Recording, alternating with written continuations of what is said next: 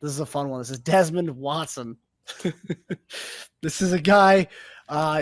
He was the backup nose tackle at Florida, but he's making his way on everyone's radar right now.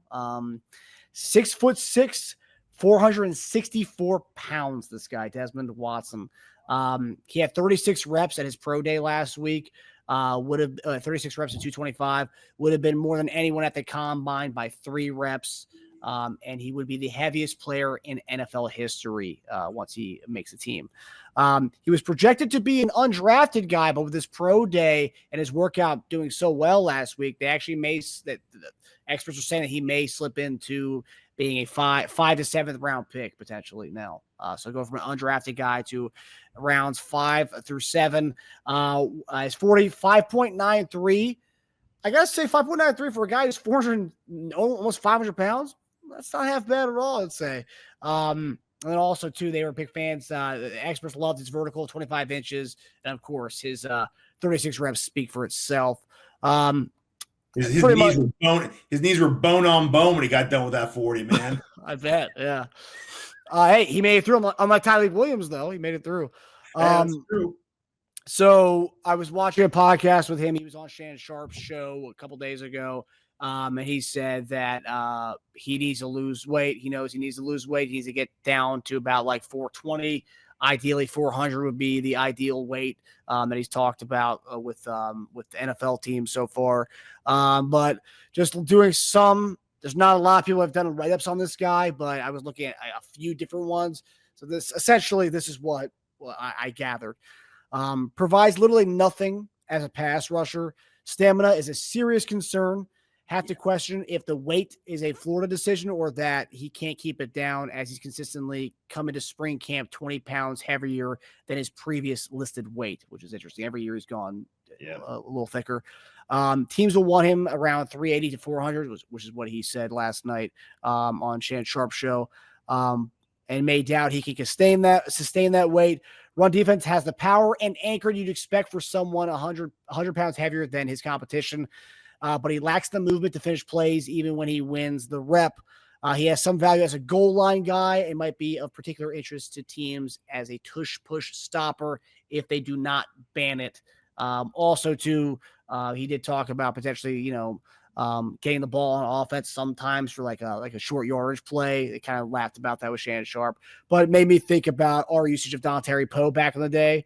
So it could be more of a fun kind of gimmicky kind of guy you can have on your squad. And also too, we need D tackle. We need depth at D tackle. And also I wanted to kind of talk about this guy because I don't think there's another time to talk about a guy who could potentially be the heaviest dude in NFL history at 464 pounds. JD, unlike Teja and I, you played in the NFL. And when you see a guy this big, what's the first thing you're telling him? If he came to you for some advice, what's the first thing you're telling this dude? Yeah, no, he's got to lose weight and get into shape. I mean, it's bottom line, it's not healthy for him. And then if you're trying to be effective, like you can't have you just come in and get 1 or 2 reps because you don't have the stamina. It's not going to be able to sustain. Everybody's not looking for a gimmick. You know what I mean? College, you might have been cute. NFL, man, it's a business. You know what I'm saying? I ain't trying to do that. It is not. So, a guy like that big, you don't even know he's going to make the roster. You sit there, man, all the things you said, it was all negative. That was it. The only thing that he would win at is being the biggest guy to get into the NFL. That would be all. So, yeah, I would tell him, man, he'd have to lose some serious weight. Should at least 100 pounds. At least 100 pounds. Yeah. Yeah. He was 380 out of high school. Yeah. Yeah. Every year, a 20-pound gain every year going into the season. And apparently this was his best year of conditioning nutrition since he's been in college, they said. So that's scary. That this was his best year of nutrition and conditioning, and he was 464 at the end of it. I mean, forget about football, man. Just think about him as a person.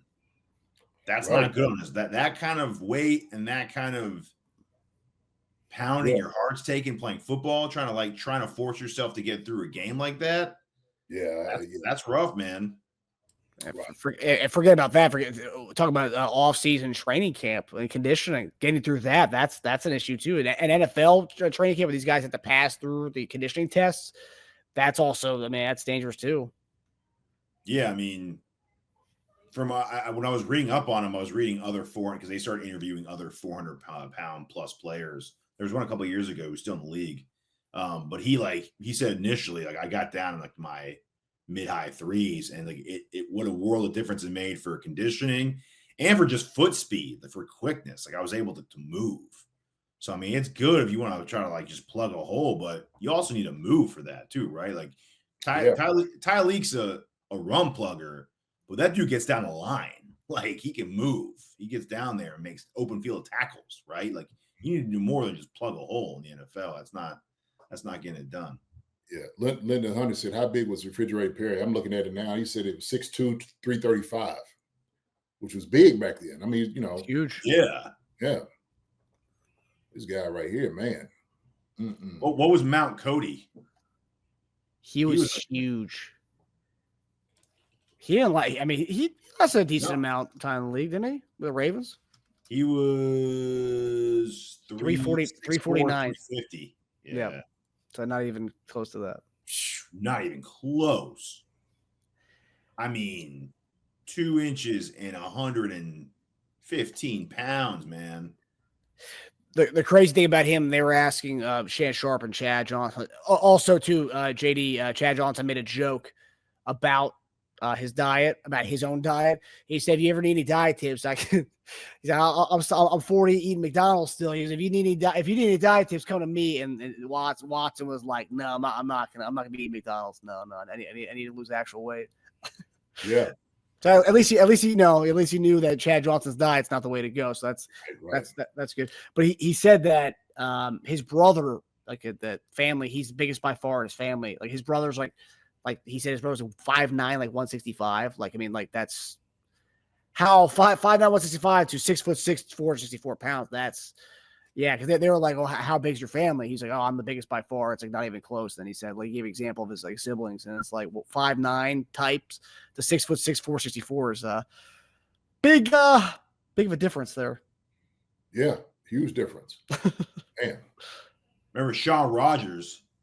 He was listed at 6'4", like 350, but I think towards the end he was getting to the 370s in his later years.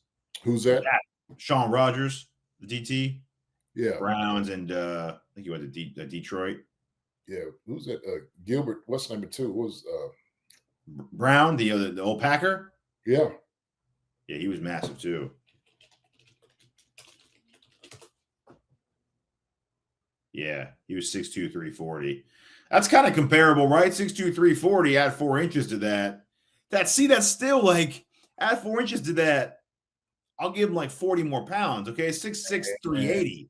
Talking another 80 pounds on top of that. Yeah, these jokers being generous with this one.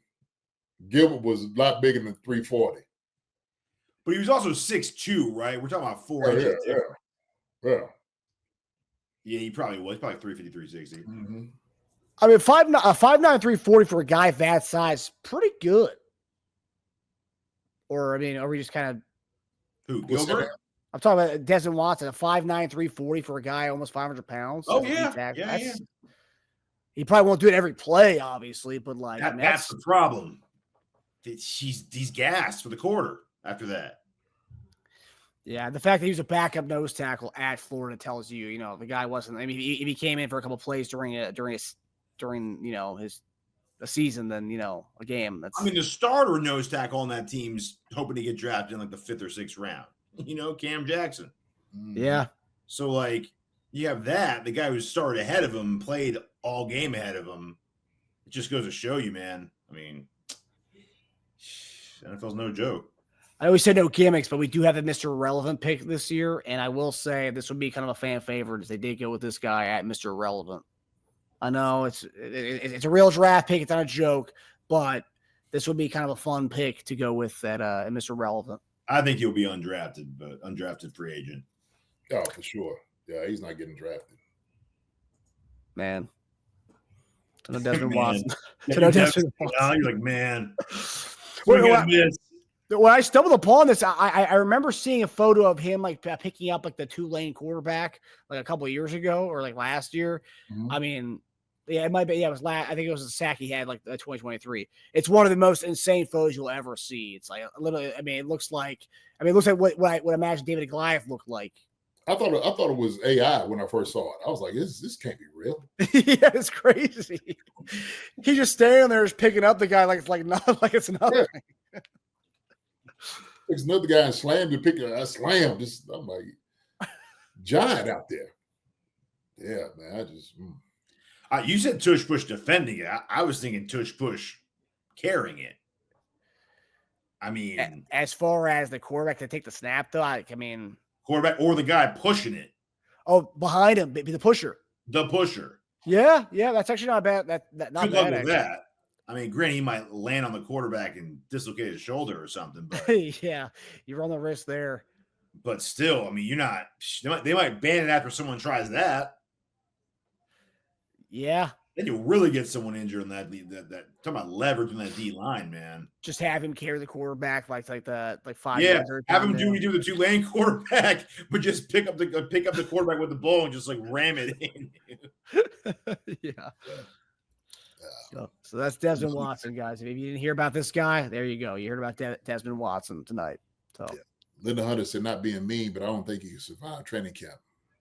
Be tough, but I mean the training camps down is not as hard. It's not gonna be harder than probably what it's been down in Florida. They'll make sure I'm sure he'll take a break if he needed to. But yeah, that's the thing. I don't know if the teams are willing to just take that chance. But like, hey man, you're not really dedicated. Shoot, we ain't got time to get, trying to get you down to weight. You got to come in you got to come in ready. Yeah, he's got to. Yeah, I mean, come in ready, man. It would bode well for him to just work his ass off to even lose 10, 15, 20 pounds before the draft even happens. So, agents can tell, teams like, hey, man, he's already down to 440. He's already down to 430. It's encouraging. You need to try to impress people right now. Right. Yeah. JD, would he make it through, as you said, a training camp? Would he make it through? How would he fare in a Dig for Meal training camp, just based on? I coach it, boy. The coach would be on him. Seriously, man. Yeah, he would. Coach did not play. I told you, man. I don't know who he was talking to, but he. I think it was maybe I came in. When we had a month off once we left mini camp, we came into training camp. Me and Willie both came back a little heavier than what we, than what we left and what we were supposed to come in at. Coach Season, JD, how you doing? I'm good, Coach. How you doing? Hey, you look good. You look good, man. Ain't shame on, Coach. I'm doing all right. Feel good, all that. So I think I get in. I think I'm a few pounds overweight. Willie too, both of us. So we had the first team meeting. So me and Willie are sitting up in the back of the room, right beside each other. And Coach Mills just yeah, I see some of y'all went home and didn't do nothing. Went home and went to go eat. Lied to me, dead in my face. I asked them to go home and work out, and they just lied. And they fat asses I had. I'm just oh. So me and Willie look at each other he talking about you. Oh, man. And he just went crazy, absolutely crazy. I don't know how many people came in and might, because we have a targeted weight when we come in. That's how it is. And I don't know how many guys were at the, what did they call it? I'm trying to think what that was called. But it was kind of I guess, a training table or whatever. There was a group of us that was in that group. It's funny how they regulated it because they had, you could eat certain things and you could only stay in this, you had to stay in their group until you lost your weight. Oh, it was funny because they used to give us sack lunches.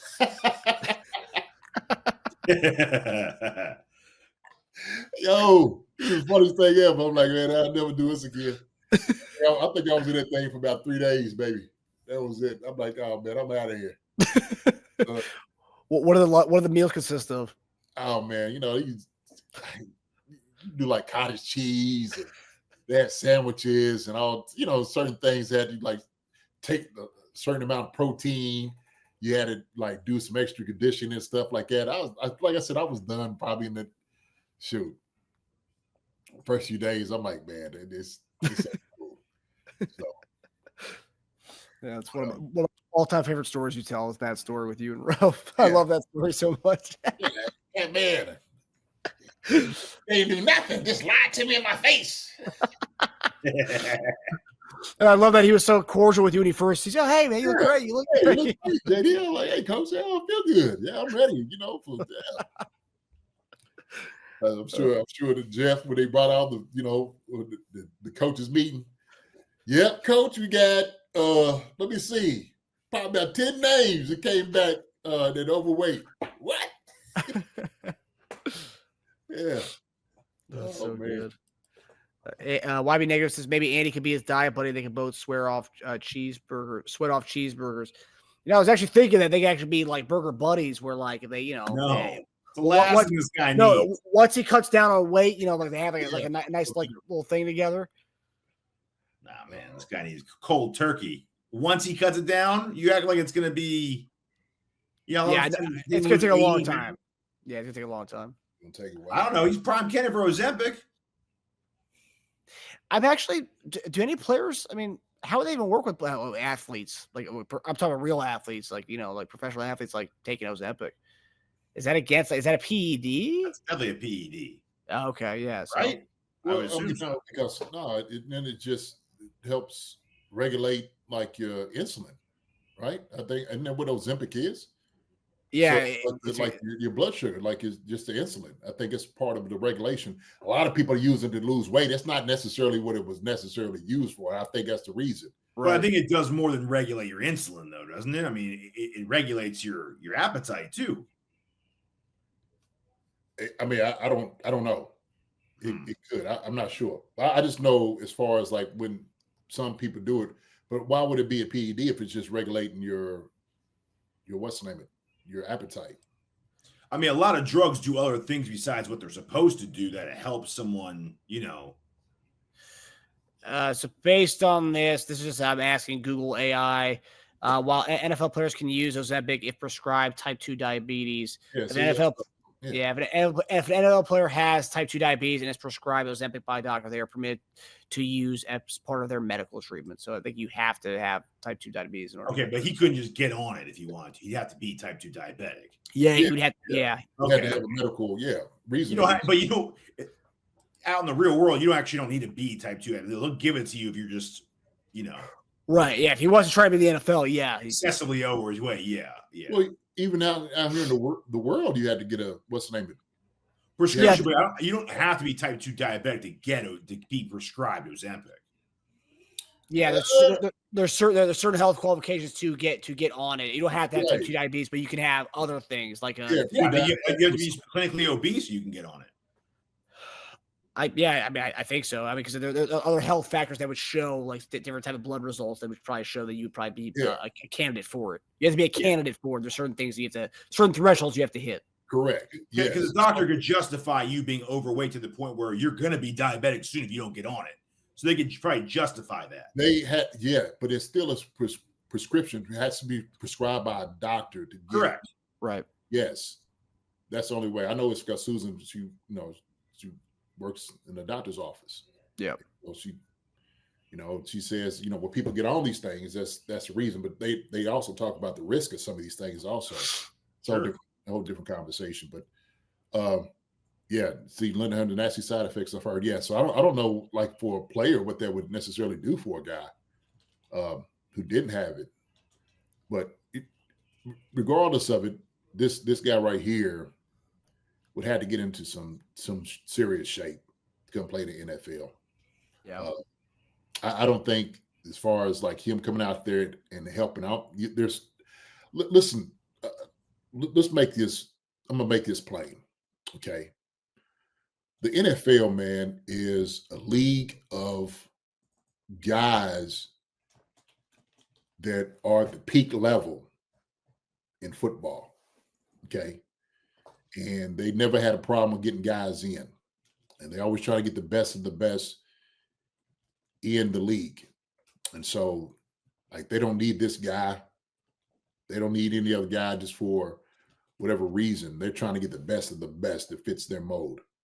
So it's a hard thing, man, to be in the NFL and to get there and stay. You know what I mean? Like, it's a privilege for sure. Yep. So what happens in college is totally different than the NFL. I mean, there's guys that's knocking on the door to try to get to the league. Like, there were elite guys in college that still haven't gotten on a team or stayed with a team or on practice squads and whatnot. Yeah. So this guy right here, man, sorry, but teams don't necessarily, they don't need it. They don't need to develop this guy. You know what I'm saying? Like, especially if you know you had other guys that's knocking on the doors, that's much better suited, much better guys than him, much better players. So, yeah. Unless a team thinks they can make it, they think they can easily get him to lose drop 80 pounds. hey man, they're not doing it. There would be no reason. Why even? What would be the purpose? What would be the purpose?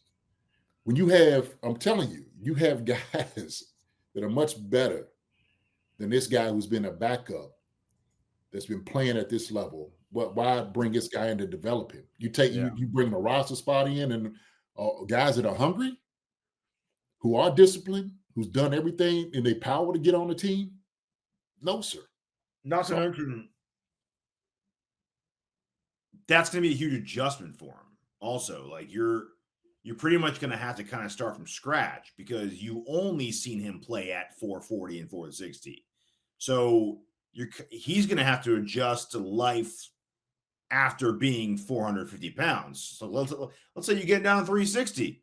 Then you're going to have to see what you got in him. So, like, you can't even see what you have in him right until he gets closer to his actual, because you have to, these guys adjust as they gain 10 pounds, 5 pounds, lose 10 pounds. Like, it's a different world for, like, even 10, 15 pounds. You're talking about 80 pounds, pushing people and picking two-lane quarterbacks up ain't going to exist anymore when he's 350 pounds. 360, it's just not going to happen anymore like that. So he's going to have to then learn how to play the position at that new weight. It's a whole new world for him. Yeah. Yeah. Like using the resources, all those different things, man. These guys are here to win. This is not like developing. There's other things they can do. There's other leagues. There's a league playing right now developing for guys to get in. It's true. Shoot. Hey, man, we need for you to come in and be ready. We need guys to come out here and be ready to play. Yeah. We don't have time to wait. We're not sitting over here trying to develop. Guys that we even trying to give a chance to develop, we're expecting them when they come in and play to be ready. So that's why the NFL is not for long. So it's the elite of the elite. You know what I'm saying? Like, it's not a gimmick league. Sorry, it's not. Calls me, you're serious. That's right. Do you guys think he will be claimed? You both said undrafted. You think he'll be claimed by an NFL team, or no? You think he'll probably go to like a project league like with the UFL? Yeah, man. I tell you what, I find it hard to believe if somebody did, I would find it hard to believe. Seriously. I could see it.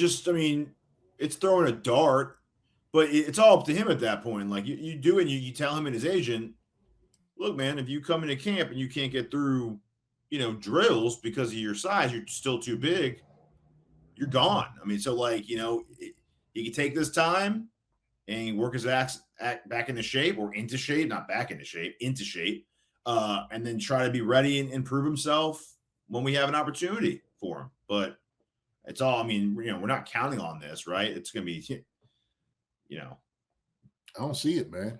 I'm sorry. I'm telling you how serious the NFL is. I think people like this ain't no joke, man. This is people that are getting paid. Like, this is when I'm sitting over here and I'm looking for a guy, okay, who's going to be ready. It's his livelihood. This is the guy I'm trying to get. And there's a guy that's been out here hungry, who's been working his tail off, who is in shape, who's just as good, probably better than this guy. that we can utilize. Now, if his last name were James and his name was LeBron, then yeah, maybe we can get him on the roster, right? Get him in, get him on a nice rookie contract, 5-year deal for like $15 million. There you go. LeBron couldn't even say if his last name was James. Couldn't do it. Really? I don't know about that. Nope. Couldn't do it. You ain't got room for you. Sorry. Not the NFL, man. Room for you. Yeah. I agree. NFL's different. It's a whole different entity.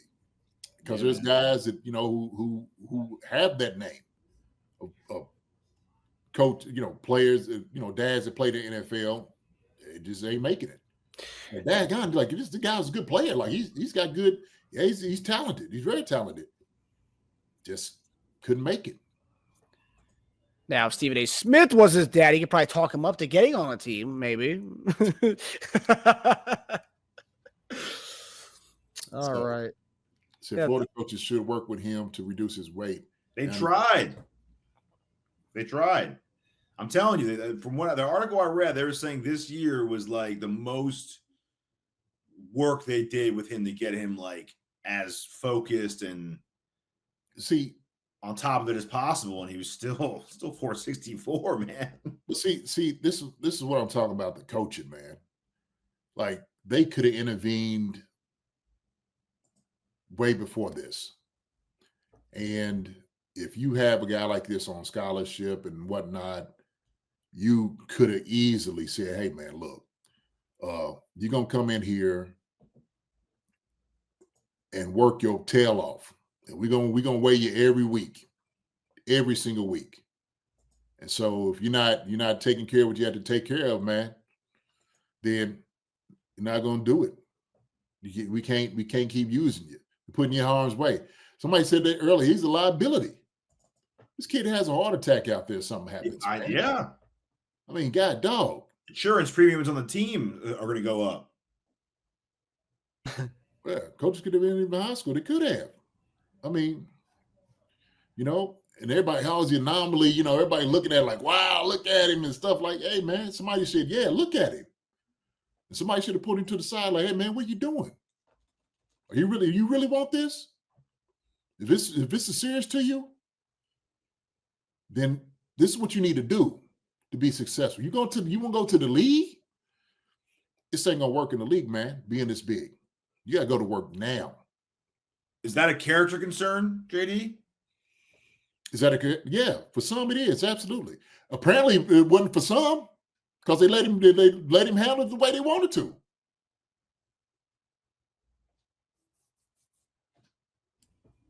So yeah, that's why I said it's subjective. For some, it's like, hey man, look, he ain't putting it in. Well, coach is like, hey man, sure, we're gonna let him do what he does. He looks good. We like him. Wow. Okay. So somebody took a chance. Somebody just let this happen. Yeah. So not on the coaches. That's on him. It's on him. It's a combination. It is definitely a combination. Definitely a combination. So what you house? I'm a woman who's morbidly obese, disabled, and fighting my way through every day. This young man breaks my heart. I hear you. You keep fighting with you. Yeah, keep on the fight with you. Keep doing, baby. That's what you do.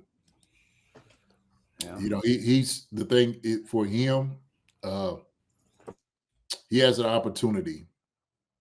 And I haven't seen this. I didn't even know he was on Shannon Zim show and stuff like that. I don't watch Shannon Zim show like that. I like to hear what he has to say. But I think like for like Shannon was probably, I'm sure Shannon giving him advice and stuff like what he needs to do like physically. Like he was trying to give DK Metcalf. DK Metcalf couldn't even hardly hear what Shannon was saying. So some people take it, some people don't.